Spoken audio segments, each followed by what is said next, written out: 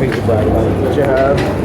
I had a good hand. You had a good hand? I had a good hand, yeah. So you want like a high pair? Yeah, something like that.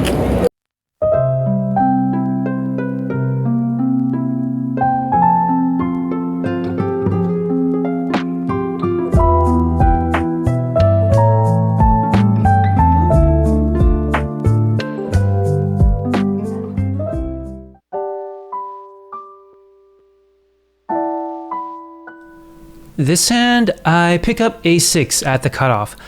Everyone folds to me and I open to $10. Only the small blind defends. It's heads up into a flop of Jack 10-6 rainbow. The villain checks. A Jack 10 high board can sometimes connect strongly with the villain's range here, so with bottom pair, decent showdown value, I decide to pot control for now and assess. I check back. The turn is a 9. The villain checks again. Since he checked twice now, I think there's a chance he could have 2 overcard type hands, and with my bottom pair, if I do bet out now, it would be for protection. I decide to bet $20, close to pot size. The villain calls. The river is a 5. He checks yet again. Definitely no thin value for me to go for here. I'm happy to check back to go to showdown, hoping to beat 2 overcards, naked queen or naked 8 type hands. The villain tables 10 jack for the flop top 2 pair. Well played, sir. This hand, I pick up ace king on the button. Only the low jack limps, and the action folds to me. I raise it to $15. Everyone folds except the limper. It's heads up into a flop of 3-4-5 rainbow. The villain checks. Not a good flop for my range. I do have a gut shot and ace king high, so I think it's okay for now to navigate to showdown. I check back. The turn is a 9. The villain now bets out $20.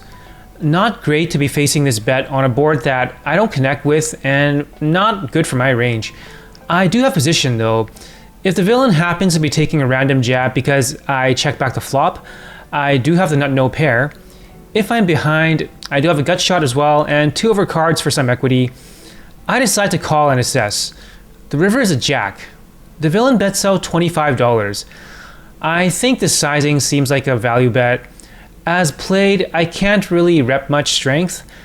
I don't think ace high is good enough for showdown here, so I decide to let this one go. This hand, I pick up queen king at the cutoff.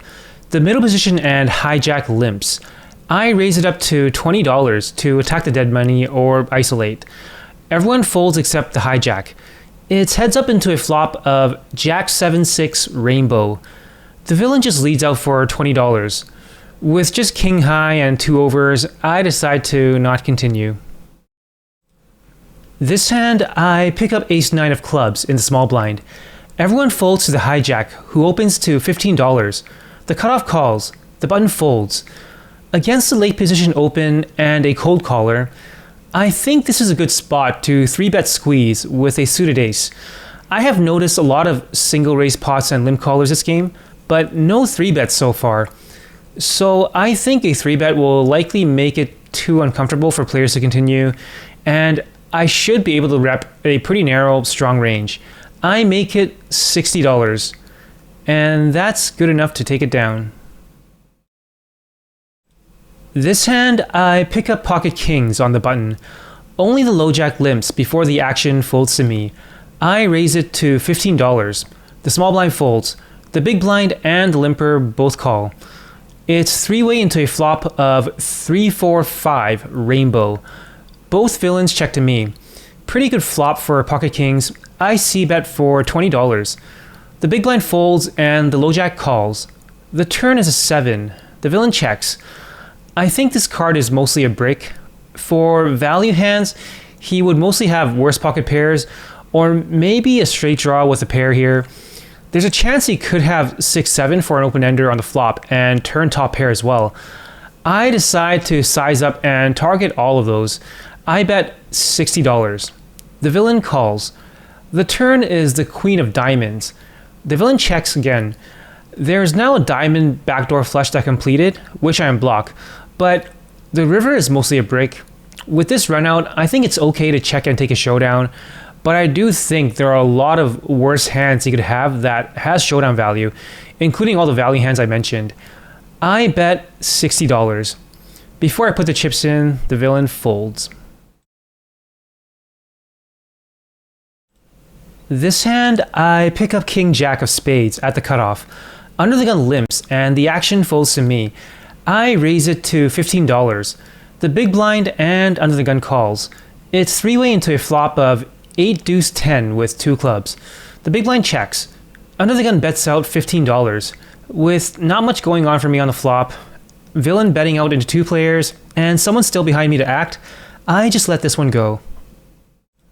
This hand, I pick up Jack 5 of diamonds on the button.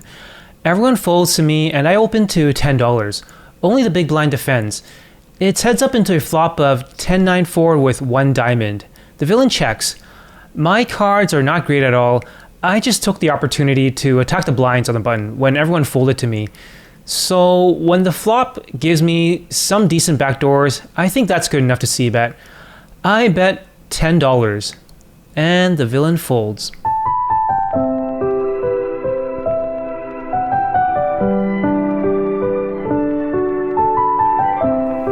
This hand, I pick up pocket queens in the hijack position. The low jack limps. I raise it to $15. Everyone folds except for the limper, who calls. It's heads up into a flop of jack deuce deuce with 2 diamonds. The villain checks. I c-bet for $15. The villain calls. The turn is a 7. The villain checks again. At this point, I think the villain likely has Jack X or a flush draw. I continue betting for value. I make it $30. And the villain folds. This hand, I pick up ace queen at under the gun +1. Under the gun limps. I raise it to $15. Everyone folds to the button, who jams all in with a stack of $129. Everyone folds and the action is back on me. I tank for a little bit here. Ace queen is definitely a little dicey to be calling 3-bet jams at these stakes, but I have been pretty active and aggressive so far.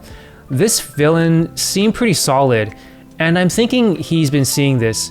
So with his stack depth, I think there's a bit of a range for him to jam all in, especially against me as the aggressor. I could be flipping against pocket pairs, I could be dominated, but I also think I could be dominating some worse ace highs, making a play with an ace blocker. I call. The board runs kinda dry. Without hitting an ace or queen though, I start cutting out my chips, thinking there's a decent chance I'm not good with this run out. But the villain tables ace queen, and we chop the pot. This hand, I pick up ace 8 of spades on the button. Only the hijack limps before the action is on me. I raise it to $15. Only the limper calls. It's heads up into a flop of deuce 4-4 with 2 diamonds. It goes check check. The turn is a 7 of diamonds. The villain checks again. Now that the villain has checked twice, I think I can go for a delayed c-bet to take it down. Board is not connecting with either of us often as played, and he can really only continue with at least a high diamond with ace or king of diamonds. I bet $25, and the villain folds. This hand, I pick up pocket queens at the cutoff. Under the gun limps. +1 raises to $15. The action folds to me. I 3-bet to $45.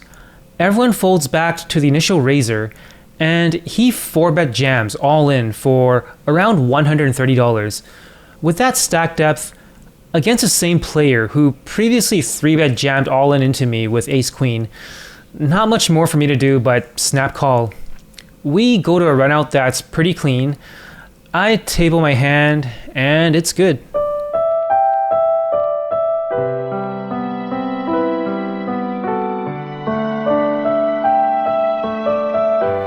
This hand, I pick up pocket kings on the button. Everyone folds to me and I open to $10. Only the big blind defends. It's heads up into a flop of ace 8-7 with 2 spades. The villain checks. With an ace on the flop, I check back. The turn is a 9. The villain checks again. I go for a delayed c-bet of $10, targeting all weaker pairs and all draws. The villain calls. The river is a 6. The villain checks again.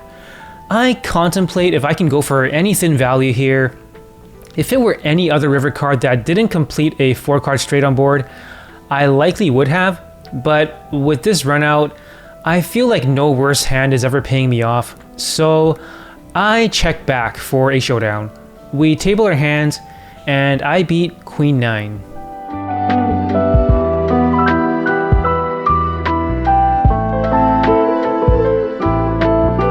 This hand, I pick up Ace 4 of Hearts at the cutoff.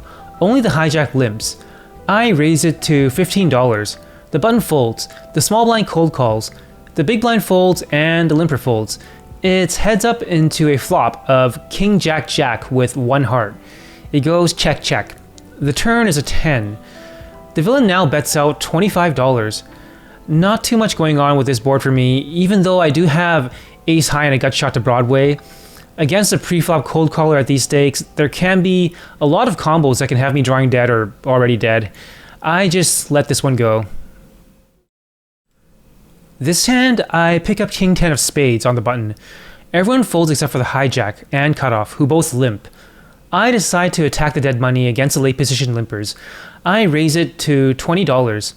Only the big blind defends, and everyone else folds. It's heads up into a flop of 8-4-6 rainbow with no spades. The villain leads out for $15. Board doesn't hit my range nor my hand. No backdoors. That's a fold.